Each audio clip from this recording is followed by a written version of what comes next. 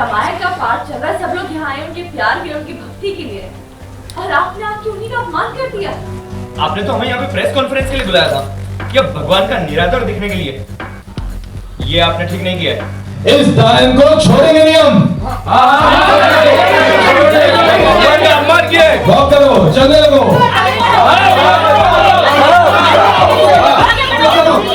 Serial सुमन इंदौरी में रामचरितमानस की पूजा में देविका ने मचाया तांडव। मीडिया आओ।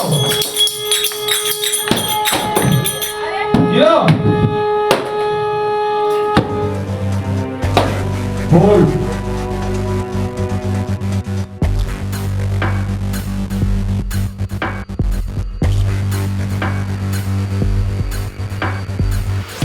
जहां एक तरफ सुमन के घर में पूजा चल रही थी, वहीं देविका डंडा लेकर पहुंच गई और लगी तोड़ फोड़ करने।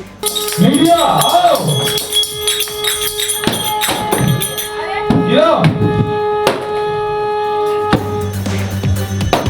बोल।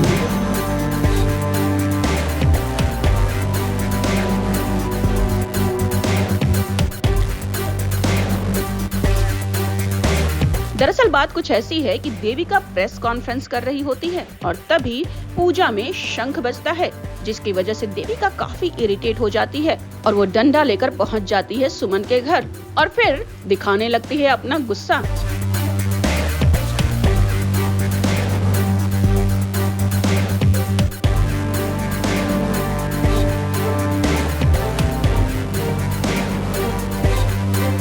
लेकिन भाई यहाँ तो उल्टा ही हो जाता है। यहाँ बात इंसान की नहीं बल्कि भगवान की है और जैसे ही मीडिया वाले और लोग देखते हैं कि देविका भगवान की पूजा में विघ्न डाल रही है, वो काफी गुस्सा हो जाते हैं और देविका पर ब्लेम लगाने लगते हैं। आपने तो हमें यहाँ पे प्रेस कॉन्फ्रेंस के लिए बुलाया था कि अब भगवान का निरादर दिखने के लिए। ये आपने ठीक नहीं किया है। नहीं, मेरा ये मतलब नहीं था। मतलब जो भी हो। मतलब जो भी हो, करा तो गलत है ना, भगवान कभी माफ नहीं करेंगे। पहले ये सब देखते ही देविका एकदम पलट जाती है और हाथ जोड़कर माफी मांगने लगती है। लोगों के सामने भी हाथ जोड़ती है और भगवान के सामने भी। जी मुझे माफ कर दो, मुझसे गलती हो गई। आपका अपमान करने का बिल्कुल भी मेरा इंटेंशन नहीं था।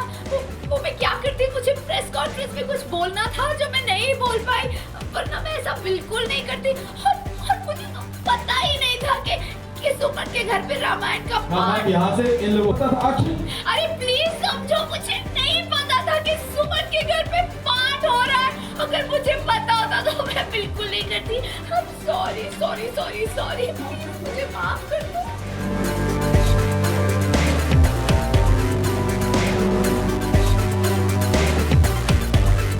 क्या है ना, आपको भी टेंशन लेने की कोई जरूरत नहीं, क्योंकि सुमन इंदौरी के घर में पूजा पाठ तो रुकने से रहा, उसकी टेंशन आप मत लीजिए। पर एक चीज है, पूजा में विघ्न तो आपने डाला है, तो भरपाई तो आपको करनी पड़ेगी।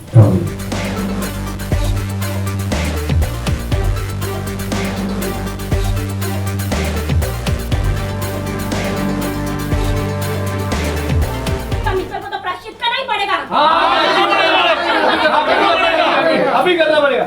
इतना ही नहीं, वो तो ये भी कहती है कि मुझे तो पता ही नहीं था कि सुमन के घर पे पूजा हो रही है, नहीं तो मैं तो अपने हाथों से प्रसाद बनाकर लाती। पाठ शुरू करते हैं। पाठ वो मैं लगाऊंगी, वो तो पाठ चलो ना सुमन, पाठ शुरू करते हैं। नहीं छोड़ेंगे।